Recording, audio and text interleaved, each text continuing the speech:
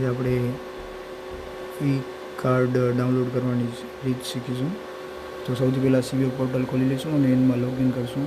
Login કરવા પછી એમાં તમારા જે પણ SYID નંબર હોય એ નાખી પાસવર્ડ નાખી એન્ટર કરશું. એટલે આવી રીતે સરફેસ આવશે. હવે તમારે હોમ ઉપર જવાનું છે. હોમ ઉપર જશો એટલે ઉપર જ ડાઉનલોડ એન્ટ્રી કાર્ડ આવશે. તો ડાઉનલોડ એન્ટ્રી કાર્ડ ઉપર ક્લિક કરવાનું અને સિલેક્ટ કરવાનું આઈડી પ્રૂફ. હું આધાર કાર્ડ સિલેક્ટ કરીશ અને મારા જે પણ 4 ડિજિટ છે એ એન્ટર કરીશ.